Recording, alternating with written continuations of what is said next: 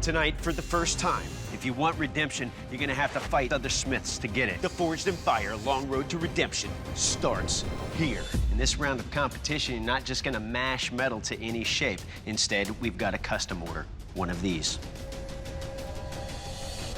A Jambia. It must be an effective version of this weapon that is between 8 and 10 inches in length with a central ridge. You have 3 hours in this round. Your 3 hour starts now. Matt Berry advanced to the final round of testing with his Maasai spear, but his weapon failed at the most critical moment.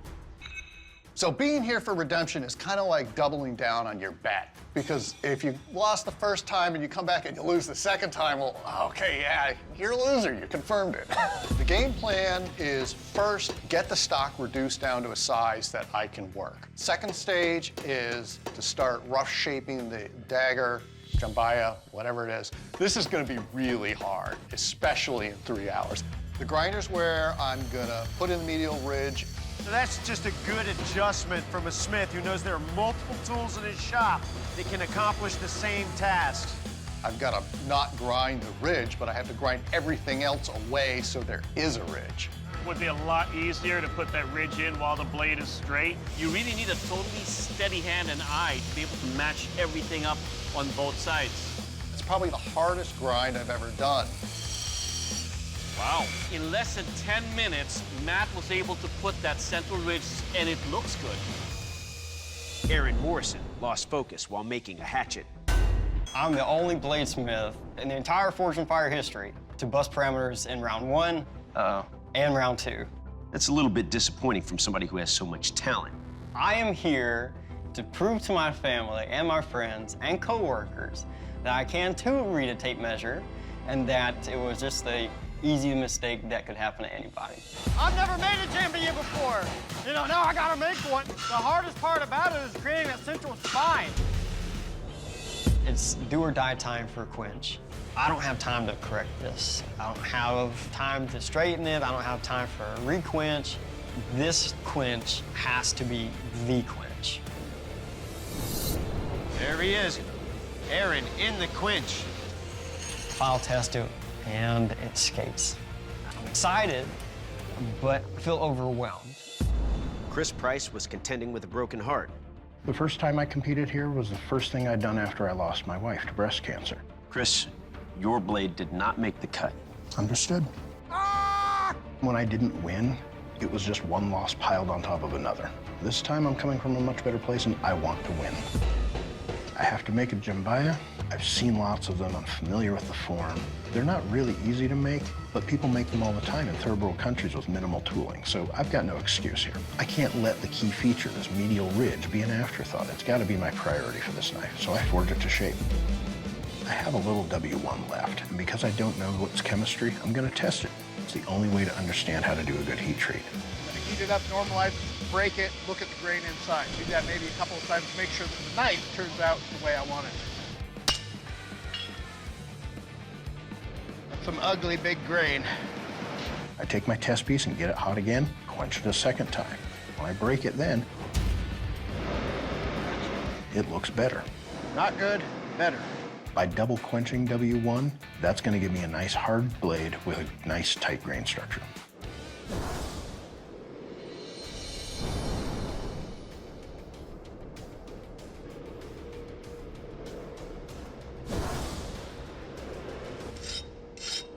Looking good. 3, 2, 1.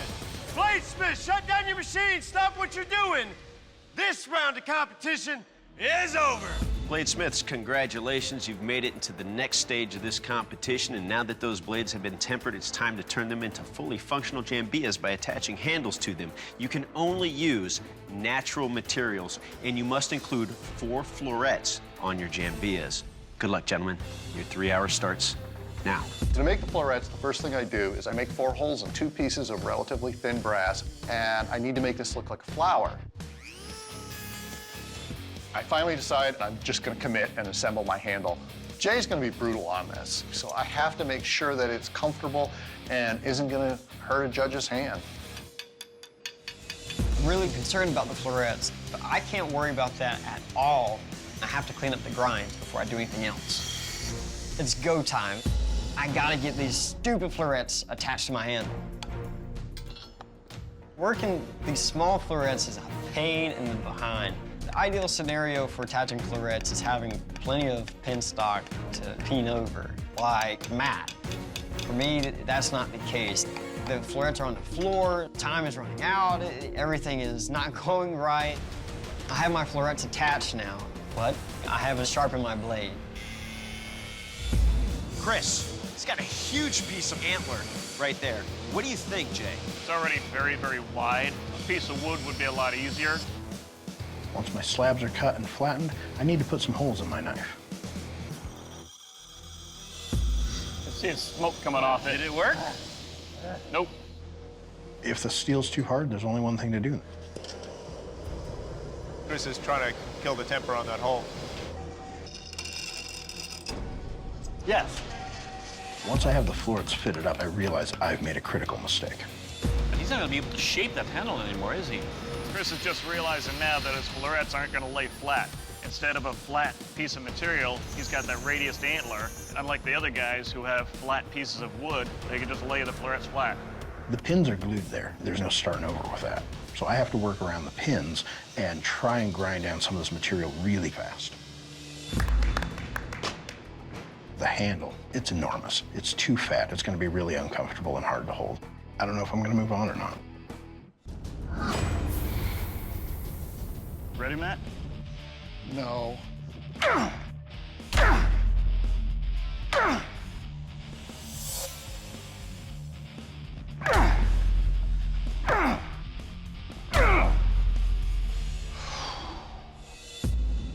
Nice job, Matt.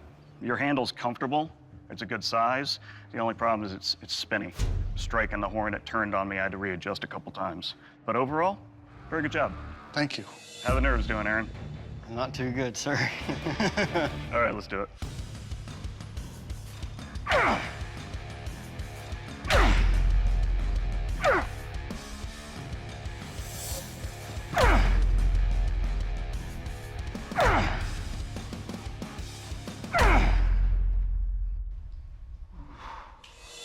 Well, Aaron, your blade edge survived the horn. Good job on your heat treat. You don't have any deformation on the edge, so good job. Thank you. So after seeing that, how you feel, Chris? Let's get this over with.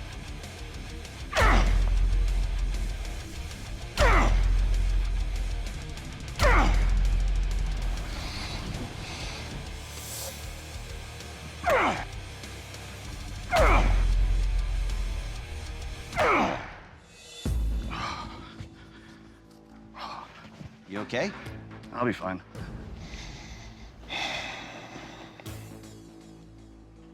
Well, Chris, I cannot hold it comfortably like this at all. And I put a ton of strain on my wrist.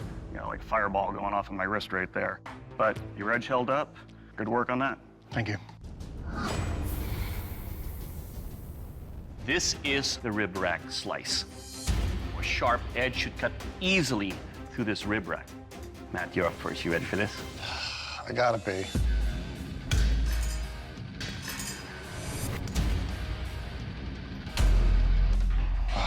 Good job, man. Thanks. All right, Matt, this is a very sharp edge. Not only did it cut the muscles in between the ribs, it cut the bone. Your handle construction is smooth. Overall, sir, your jambia will cut. Thank you. Aaron, your turn. You ready for this? Yes, sir.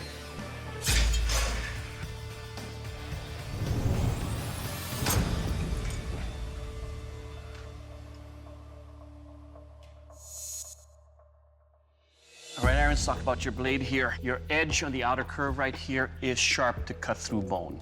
Now, your inward curve right here, it's sharp enough to cut, but not cut completely all the way into the rib rack. I can index well when I grab onto it, and your jambia, it will cut. Thank you. Chris, you're up next. You ready? Yes, please.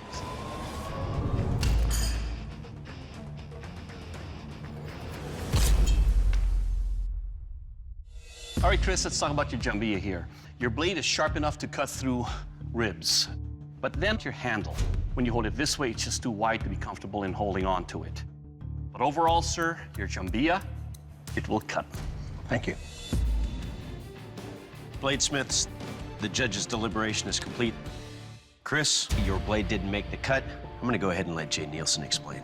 Okay, so Aaron, during the sharpness test, your blade did not cut completely through on a second strike. The thing about it, though, is Doug can walk away unharmed and keep cutting with that knife.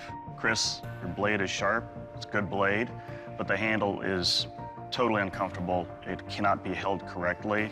I actually hurt my wrist using it. It's been in an ice pack since testing, and we can't have a weapon that's gonna hurt the user, and that's why we're gonna let you go. Chris, please surrender your blade. The first thing I'm gonna do when I get home is hug my family, tell them I love them, thank them for their support, and then take a really long nap.